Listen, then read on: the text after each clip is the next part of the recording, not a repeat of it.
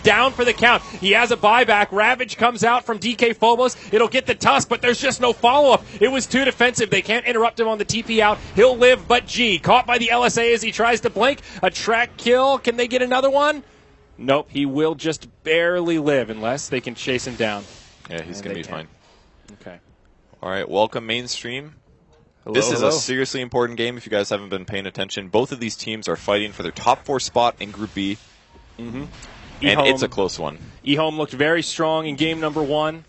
And here in game 2, VP fighting for the top 4. This is what it all comes down to, Purge. It's been a very close game so far. eHome just recently pulling far ahead. Ice Blast will connect on the Roche pit, but VP just can't contest this. Ravage is down. Sonic Wave is down. This will be a Roche going the way of eHome. So, yeah, very even mid-game. Pretty quiet farming until the recent bout of team fighting. Pipe on the way. We'll take a look at the items here just so y'all can get acquainted with the current state of this match. Now, if you missed the last fight, what basically happened was CTY came from far behind in the team fight, and VP was looking for the other main group. If they would have been able to spot CTY first, they could have just completely blown him up to start things off. Phobos getting spotted in the jungle, actually, this is pretty dangerous because the rest of the heroes are semi in the area. He's just going to TP home. Can't get there in time. It's such short range now. Yep. It's very difficult to get in range. CTY fishing as well in the mid lane. He's the one carrying the Aegis now, so not afraid to be a little bit aggressive if an opportunity arises. He's got so much farm. 4K gold plus his Aghanims. Wow. So he just solo killed the Rubik very, very easily earlier. But the problem is that both teams have been playing super safe 5-man the whole game because neither of them wants to lose this one. Mm-hmm. And because of that, Lil has much less items than he normally does. Yeah, look at this Rubik. He's got Urn, Arcane Boots, and still no progression towards that Blink Dagger. Very unfortunate for him. The Ancient Apparition in a similar state right now. They're at the bottom of the pack for net worth by a pretty big margin. They've been holding steady, whereas for eHome, both of their supports have been on the up and up. A lot of that coming from the track gold. Yeah, I'm sure that makes a big difference there. VP going to try to take at least tier 1 tier 1 tower here before they back off and go for the Rax defend. They don't have Ravage yet. 16 seconds cooldown on that one, and eHome's happy to go high ground. All right, there is no glyph either on cooldown for another 20 seconds. He's going to get in solo big killed. trouble. Can they finish him off? They can. He does have a buyback here. There's Soul Laguna, though. Uh-oh. 950 magic damage. That's going to be a huge thing to have in the next team fight, but they may realize it was stolen as well. We'll see if they adjust their playstyle here. They'll mech up. They go right back onto the tower. Glyph up in about 5 seconds. Illidan may need to burn the buyback here. Ravage is also cooled down. Refresher picked up by Lina. Great pickup. Oh, boy, this is scary. She doesn't have the mana pool to use it quite yet now. Oh, it's way back at the base. Never mind. They won't need it for this siege. Tower's gone down. They've got the glyph now. VP can still make a hold here, but do they sack the barracks and not use the buyback? Ravage completely whiffed from Phobos. Oh, no. It's a disaster from Virtus Pro. Now comes the BKB for Yang. Sonic Wave from Quap. Oh, man, they just shredded. This is scary. CTY goes down, but comes right back to life. This should be at least a lane of barracks for eHome. That was not the time to whiff the Ravage. Oh, no. He pressed it before he blinked. I looked down, and I don't think there was a damage source that hit him or anything. No. Because it was Bounty Hunter kind of close to him, but he has no way to do damage from that far away. We saw it from Ohio earlier, just not shift queuing properly on his Earthshaker. It's very similar style. It just happens occasionally. But it's such a small thing because if he hesitates a little bit after he blinks, then they have a much better chance of getting their BKBs off. They did still kill the Aegis on Lina, but you just can't make that mistake. It's such a big mistake when you're defending. Okay. So anything else here progression-wise? Phobos, I guess worth mentioning here to all the new viewers joining us that he has a soul booster probably working towards the Octarine core. Not a build that Purge or myself have seen on Tidehunter, but a very interesting idea to lower all these cooldowns. And he was doing much better before, which was part of the reason that it seems like such a terrible item now. You're like, why would you build that? It costs like 6,000 gold on a Tidehunter. You could have just gotten Refresher.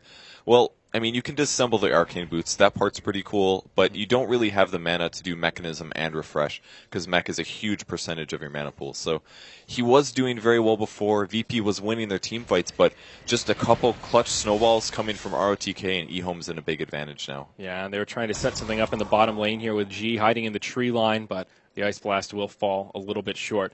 Also, another big item pickup for eHome here. Lanham picks the Pipe of Insight. Finally gets it completed, so now more magic resistance, and they have something to deal with the Ice Blast and this Ancient Apparition, who's still no progression towards an Aghanims. Hanging on to the gem for now, but That damage is really not scaling so well here, Purge. I don't even know if that's that big of a deal though, because they all have BKBs at this point. Their cores do at least. True. Lina and Razor, like the pipe was something we theorycrafted at the start. Like, wow, pipe is really needed this game. But as it's going now, their disables are weak. They're basically reliant on a Ravage on 5 heroes to really guarantee the kill. And you can BKB that most of the time. These top tier players are going to see the blink coming. He'll blink in, they're going to pop their BKBs, and at most you'll stun 3 heroes. But you need to get all of them and get the follow-up damage for them to have a fighting chance in this game if they don't have the chain stuns. And they don't. They don't even have a blink on Rubik. He's just got a cloak. Yeah, they've also got a Shiva's now on Yang's Razor, so more item progression on that front. 1,500 gold on the Tide Hunter. Still a little ways off that Octarine core. Looking for other items here, and not much has progressed except now a Blink Dagger on Lina. Can't forget about that refresher that she's picked up. I'm not even sure if it's been shown to VP yet. Now it has. Yeah. If it wasn't. I think she'd been farming a creep wave a couple times. No, but we'll have to deal with double Laguna. I like this build a lot, actually. It's very common on Quap as well. You go Ags Refresher to get the double ult. Maybe a bit too mana expensive on Queen of Pain, but on Lina, especially if you have an Ags, man, that's double pure damage. You can do almost 2,000 pure damage to any hero. Yeah. Any hero that he gets within range on, he can just be like, pew pew, and then they die. Yeah, definitely. eHome, they're poking here. They want to take a fight, but they just can't find the right angle to make it happen, and they're still scared to charge up the high ground. Lina just used her refresher. What? Oh, my. He swapped his treads positioning, and he was trying to tread switch. Oh, my. That's a mistake. Well, at least VP didn't see it. I guess that's the one silver lining there, but... That's like he has 5,000 less net worth just now. Yeah. That is such an incredible mistake. Now he can only pew once. Yep. Well, he's going to be in the sideline here. Initiation comes out onto ROTK. He'll BKB straight away. I like that. That's good. Phobos in the front lines.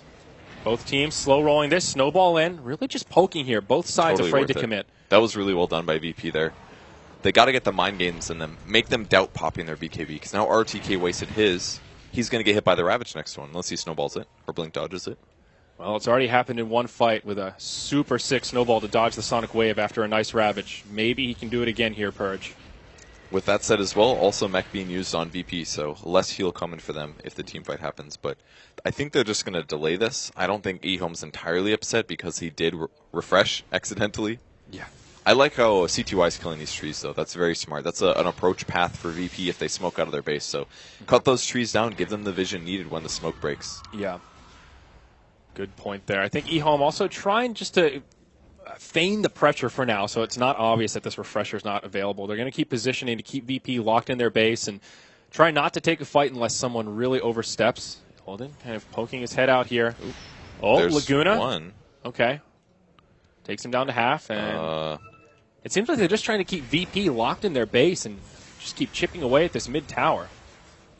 VP might go for this now, honestly. It's a pretty low cooldown, 50 seconds, but if the refresher's up, which they assume it is, at most that's one Laguna Blade. Yeah. ROTK is nowhere to be found either. He's pretty far off, does not have BOTs, so can't get back to the fight quickly if VP does opt to jump. If you take a look at the vision here, Virtus Pro are completely locked in their base. They've got one ward down that they were able to put out on the low ground here, but they just have absolutely no idea what eHome are doing. They don't know if there's all 5 ready to jump into the base, if they're about to smoke into this top lane. They do have a sentry ward down to try and stay safe from that kind of a play. But DDC even snipes the ward to the side, and it's so easy for him because his range goes up to so much with Arctic Burn. So, they blink forward Ravage on 2 big ones. Right onto CTY as well as Lana. So dead. Yeah, that's going to be 2 down, but Yang is still here. BKB's popped up plenty. ROTK still nowhere to be found. Winner's Curse will buy them a little bit of time to try and retreat, but a fast 2-0. eHome staying 2 spread out here. It will come back to bite them in the rear end. Can they actually finish off Yang, though? He's so fast. They will chase him down. Ice Shards, well, helping to buy some time. And it will keep him alive. Now ROTK, he goes charging in. Walrus Punch onto FNG, but he's all by his lonesome. He'll use his BKB. It's ROTK versus the world. TP out on the Ancient Apparition. He'll live. There was a buyback from the Lina to try and find some counter kills here. Phobos left behind.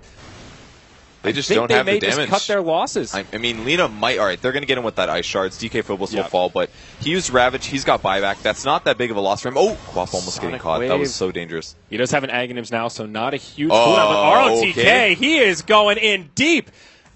Maybe too deep, dare I say. He actually dies there, but Quat might be in trouble. No BKB for 2 seconds. Oh, the counter snowball saves him. G's going to be able to BKB and turn this fight. C2Y refreshes, but the BKB from G, and he's turning. He's going to get the Rubik, but not at all a good trade. What sick plays from Lil.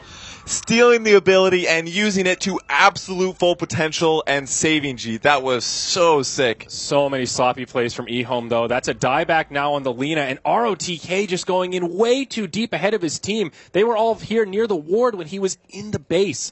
No way for them to keep up with how far he went in. Roshan coming up in just a couple of seconds here, but it looks like VP will just go mid and take out some of these Tier 1 towers. Man, this game is just such a treat. It's so back and forth. Both teams getting advantages at varied times, but VP holding that out, the double ravage on the 2 important heroes, the bounty hunter as well as the Lina. Like, that's what they got to go for. Look and they at these got items coming out here, though. Gyrocopter, he gets himself the MKB Octarine Core out on G, and Phobos, he's not that far away from the Octarine Core himself, 1,700 gold. He did buy back for this, by the way. So they could go do the pushing. But that's not a big deal. Like, you don't really need that many more items on Tide.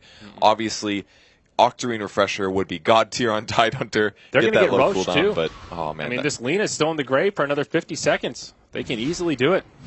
This is only Roche number 2, though. No cheese yet. Only hero moving is ROTK. And he's moving towards us. He's got a blink. He's the kind that likes to steal Aegis if he can. Will he make it? I'm not even sure he'll make it in time. It's going to be really close. I think he can get there in time. Maybe he could. But only if he goes straight for it. ROTK, does he go for it? I know he's manly, but how manly? Ice Shards Oh, come he in. stole it! Oh my god, he finished sniped off Roche. Roshan.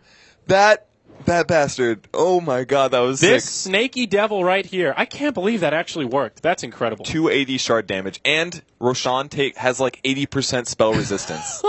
It's actually so unlikely that he would be able to do that. He just guaranteed his team. That is a 2,000 gold swing that he just prevented. Just look at this gold graph. It was a 20k gold lead for eHome. Back down